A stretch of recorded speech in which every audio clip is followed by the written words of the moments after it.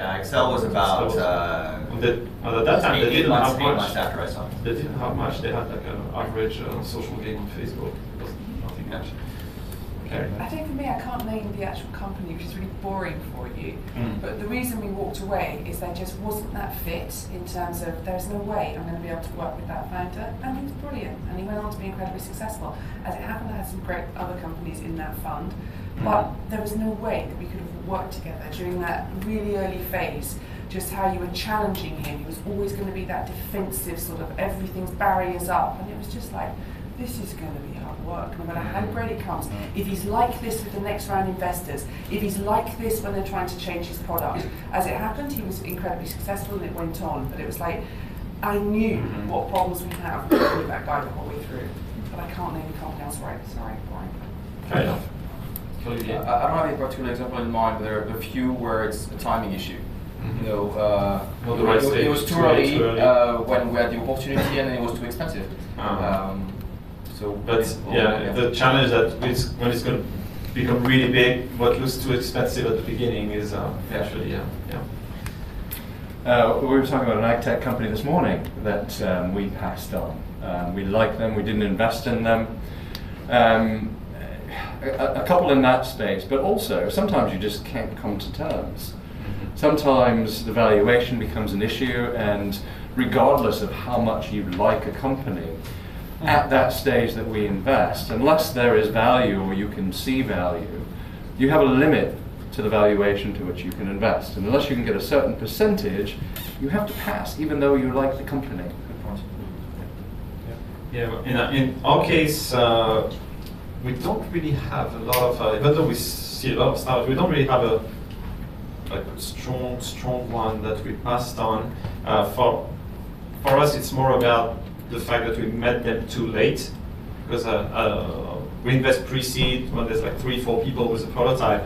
And sometimes we see really great companies, but they already have raised 1 million, 2 million. They have 10 people. They're still really early stage. They would still very much use our help, and they want to, but the valuation is not compatible with our model. So that's one of our challenges. And what you're seeing is VCs investing in early stage VCs purely to get deal flow. And that's happened. We've got 2, 3 of them invested in us, because every single one of our rounds, when it comes up for that C plus, if we're going to call it that, or that Series A, every single one of our rounds for all of our companies is completely oversubscribed, and you just cannot get in. And therefore, VCs are trying to build those relationships earlier. That's something a lot of investors from the outside don't realize, that there's a lot of deals you don't even get a seat at the table.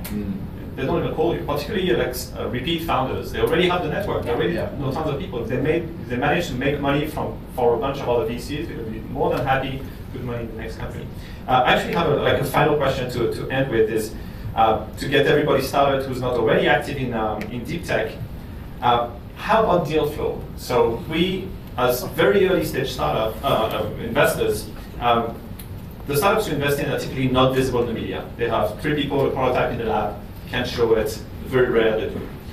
So our approach has been to us become very visible by speaking at events, organizing events, writing a lot of articles. I wrote almost like 20 articles for TechCrunch about hardware, and just being known in the field, so that they would come to us. Then we build networks with other VCs who might see 2 early deals, with universities who might send us some of their startups from the incubators.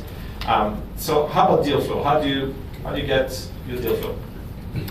Well, we are a fund that's 4.5 years old, and in the early days, when you don't know anyone, you're new, you have to do the hard graft. You have to go to events. You go to events, you build up your network.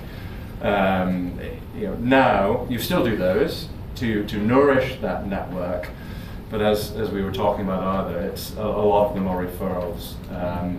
You know people. I mean, we know Hacks very well. Great events like this, discussions. A lot of investors have a specific focus, and you tend to refer companies to those investors that have that focus, because they have a higher propensity to invest in those types of companies. And you get the expertise level with those types of investors as well. Smart money is always better than just cash. That's right. I think on our side it's a combination of three things. The fact that we're narrow in terms of investment. We said right from the start we don't mind hardware, and many funds actually do mind hardware. The second one is we have conviction. You know, there's kind of sub-trends that we're looking at, and we proactively get in touch with the companies. And the third one is we have an algorithmic sourcing platform, which sometimes work and will work better in the future. Interesting. Algorithmic sourcing platform. For us, it's about four things. So we've obviously been a little bit longer. So it's 21 years. So we're known to the lab in Cambridge. So we're known to the signal processing lab, to the chemical engineering lab, which is really important. The second thing I'd say is trust. You know, we've built up a reputation that everybody wants to co-invest alongside us when we're going into companies. We don't behave badly. We don't screw companies, for want of a better word, when you can have the opportunity. We really work very, very well with what we call these super deep tech entrepreneurs who are just fantastic and really essential in those early stages. And the last thing is just behave appropriately. You know, it's your reputation. Once that's gone, that's gone. Very good. Yeah, I think referenceability from prior entrepreneurs is an important thing. We encourage all of our prospective investments to contact the prior entrepreneurs, whether we made money with them or not, so they can call off the list as well. I also think it's important, we're multi-geography, right? So we're a global fund. I personally look after all of Europe for our team, with the team. But we have to cultivate local connectors in the various geographic markets, and those connectors aren't always VCs. They're sometimes angels, or they're somehow specific to each ecosystem. And finding, locating, and cultivating those relationships gives you a different angle than someone who is simply trying to sell you their portfolio, but rather has a view of the local market. Okay, I think that will be good advice for the investors who are not yet doing deep tech to get started. So, thank you very much. Thank you.